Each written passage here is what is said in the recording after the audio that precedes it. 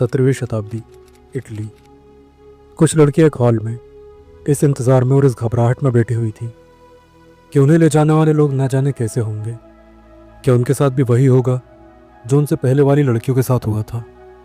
क्योंकि 17वीं शताब्दी तक यूरोप में महिलाओं को एक ऑब्जेक्ट यानी वस्तु की तरह माना जाता था। जिस तरह नीलामी में चीज़ों की बोली लगाई जाती है, उसी तरह औरतों की भी नीलामी होती थी। और ज़्यादातर समय उन्हें ऐसी शादियों में बांध दिया जाता था जिनमें कोई प्यार नहीं होता था, बल्कि उनके साथ क्रूरता या दरिंदगी होती थी। उस समय उस दौर की महिलाएं ना तो धन दौलत से संपन्न थी और ना ही उन्हें किसी तरह के सामाजिक अधिकार प्राप्त थे। एक निश्चित उम्र तक पहुंच जाने के बाद उनके पास केवल 3 विकल्प बाकी रहते थे। पहला, शादी। दूसरा, जीवन भर अकेले रहना। और तीसरा, जीवन जीने के लिए सेक्स वर्कर का काम करना। ज़्यादातर महिलाओं के लिए तीसरा विकल्प सबसे आकर्षक बन गया था, क्योंकि इसमें उनके साथ क्रूरता होने की संभावना बहुत कम रहती थी। इनमें से सबसे बुरा हाल उन महिलाओं का था जिन्हें क्रूर शादी के बंधन में बांधने के बाद लावारिस छोड़ दिया जाता था। इनमें से कई महिलाएं जीवन यापन के लिए तीसरा विकल्प ही चुनती थी, लेकिन कई ऐसी भी थी जिन्हें छोड़ा नहीं जाता था, बल्कि लगातार प्रताड़ित किया जाता था। इसी दौरान यूरोप में एक ऑर्गेनाइज अंडरवर्ल्ड जन्म ले रहा था, जिसमें कई तरह के अल्केमिस्ट, हथियार बनाने वाले, चोर उचक्के, काला काम करने वाले, यहाँ तक कि काला जादू करने वाले भी शामिल थे। अथॉरिटी के लिए परेशानी की बात यह थी कि ये लोग अपनी अपनी कला में इतने माहिर थे कि समाज के उच्च वर्ग द्वारा इन्हें स्वीकार नहीं किया जाता था और ना ही इन्हें मान्यता दी जाती थी, और कई लोग तो इन्हें अपना दुश्मन भी समझने लगते थे। इसी दौरान यानी 1620 के आसपास पार्लेमो, सिसिली में जन्म होता है जूलिया टोफाना का। जूलिया की माँ, जिनका नाम टोफानिया डी अमांडो था, उनका एक काला इतिहास रहा था और उन्हें 1633 में अपने पति की हत्या के लिए सजाए मौत दी गई थी। टोफियाना डी अमांडो एक ब्रिलियंट लेडी थी और कई तरह की दवाएं, कॉस्मेटिक्स और काढ़े बनाने में एक्सपर्ट थी, जो उन्होंने अपनी बेटी जूलिया को भी सिखाया था। इसके बाद जूलिया की शादी होती है और उन्हें एक बेटी होती है जिसका नाम था जीरोलामा स्पारा। इसके कुछ समय बाद जूलिया के हस्बैंड की रहस्यमयी मौत हो जाती है और वो अपनी बेटी के साथ नेपल्स और उसके बाद रोम चली जाती है और वहाँ जाकर एक कॉस्मेटिक स्टोर ओपन करती है। यहाँ का हाल भी लगभग इटली जैसा था। नीलाम की जा रही और छोड़ी जा रही औरतें समाज का एक इस तरह का हिस्सा थी जिन्हें स्वीकार नहीं किया जाता था। यहाँ रोम में कुछ समय तक जूलिया का कॉस्मेटिक का बिजनेस सामान्य ही चलता है। दुकान से कभी कुछ बिकता तो कभी कभी पूरे दिन भर में एक भी कस्टमर नहीं आता। लेकिन एक लोकल रोमन प्रीस्ट जिसका नाम जीरोलामो था, उससे मिलने के बाद जूलिया का बिजनेस अचानक आसमान की ऊंचाइयां छूने लगता है और अब वो कुछ महिलाओं को काम पर भी रख लेती है। बिजनेस जैसे जैसे बढ़ता जाता है वैसे वैसे जूलिया से नए कस्टमर जुड़ने लगते हैं। लेकिन इसी दौरान शहर में कई आदमियों की रहस्यमयी मौतें होने लगती हैं। मरने वालों में ज़्यादातर आदमी वो थे जो या तो अपनी पत्नियों को प्रताड़ित करते थे या उनकी मैरिज एक तरह की अब्यूजिव मैरिज थी। दूसरी बात यह थी कि मरने वाले ज़्यादातर आदमियों की पत्नियां जूलिया के कॉस्मेटिक स्टोर से कई तरह के कॉस्मेटिक प्रोडक्ट्स नियमित रूप से खरीद रही थी, और इन्हीं में से एक प्रोडक्ट था एक्वा टोफाना।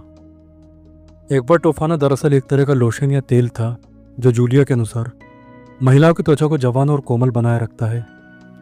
दशकों तक जूलिया का बिजनेस ऐसे ही चलता रहता है और वो काफ़ी धन इकट्ठा कर लेती है, और दशकों तक आदमियों के रहस्यमय मौतों का सिलसिला भी इसी तरह चलता रहता है। एक दिन एक अनजान महिला जो दूसरी महिलाओं की तरह ही अपनी एक अब्यूजिव मैरिज में थी, वो अपने हस्बैंड को डिनर सर्व कर रही होती है कि तभी उसका हस्बैंड किसी काम के लिए डिनर टेबल से उठ जाता है और बाहर चले जाता है, और वो औरत चुपके से अपने कपड़ों में जो एक कांच की सुंदर शीशी छुपी हुई थी उसे निकालती है, जिस पर सेंट निकोलस की इमेज थी। वो सुंदर सी दिखने वाली शीशी एक्वा टोफाना की थी, वही एक्वा टोफाना जिसे जूलिया तैयार करती थी। वो शीशी में से कुछ बूंदें अपने हस्बैंड के खाने के बाउल में गिरा देती है और इंतज़ार करती है। कुछ देर बाद जब उसका हस्बैंड आता है और खाना खाने वाला ही होता है कि पता नहीं अचानक महिला को क्या होता है और वो उसे खाना खाने से रोक देती है। महिला के इस अजीब व्यवहार से उसके पति को शक होने लगता है और वो उसे तब तक गालियाँ और धमकियाँ देता रहता है जब तक कि वो उसे सब कुछ सच नहीं बता देती। दरअसल एक्वा टोफाना, जिसे सुंदरता बढ़ाने वाले लोशन की तरह बेचा जा रहा था, वो असल में आर्सेनिक, लेड और बेलाडोना का एक बहुत ही जानलेवा मिश्रण था, जो इस तरह बनाया गया था कि ना तो इसका कोई स्वाद था और ना ही गंध। इसे किसी के भी खाने या ड्रिंक में मिलाकर उसे आसानी से ठिकाने लगाया जा सकता था। और इस एक्वा टोफाना की सबसे बड़ी खरीदार ऐसी ही महिलाएं थीं जो अपने शादीशुदा जीवन में या तो खुश नहीं थी या बहुत ही अधिक प्रताड़नाएं झेल रही थी। इसके बाद वो आदमी सीधे अथॉरिटी के पास जाकर सब कुछ बता देता है और उस महिला को अरेस्ट कर लिया जाता है। इन्वेस्टिगेशन स्टार्ट होता है, लेकिन वो महिला आसानी से कुछ नहीं बताती। इसके बाद उसे टॉर्चर किया जाता है और कुछ देर में वो सब कुछ बता देती है कि ये एक्वा टोफाना यानी इस जहर को जूलिया टोफाना से खरीदा गया है। अब अथॉरिटी जूलिया की तलाश शुरू करती है, लेकिन जूलिया वहाँ से बचकर निकल जाती है और उस प्रीस्ट की सहायता से लोकल चर्च में शरण ले लेती है। अब मामला चूंकि चर्च से जुड़ चुका था, इसलिए अथॉरिटीज़ सीधे वहाँ हस्तक्षेप नहीं कर सकती थी। लेकिन इस समय तक सभी को पता चल जाता है कि एक्वा टोफाना एक खतरनाक जहर है और इससे 600 आदमियों की डेथ हो चुकी है। अथॉरिटी जूलिया को अरेस्ट करने के इंतज़ार में बैठी रहती है कि तभी एक दिन पूरे शहर में एक अफवाह फैलती है कि जूलिया ने एक्वा टोफाना को लोकल वाटर सप्लाई में मिला दिया है। अब चर्च के पास जूलिया को शरण देने का कोई अधिकार नहीं था, क्योंकि ये मामला पूरी तरह जनता की जान से जुड़ा हुआ था।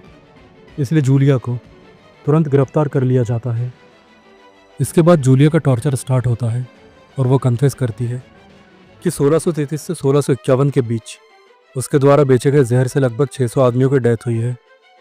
इस काम में उसकी बेटी, लोकल प्रीस्ट जीरोलामो और कुछ महिलाओं ने भी उसका साथ दिया था, वो महिलाएं जिन्हें उसने काम पर रखा था। इसके बाद 1659 में जूलिया, उसकी बेटी और उसकी 3 सहयोगियों को रोम के कैंपो डी फॉयरी में मौत की सज़ा दी जाती है।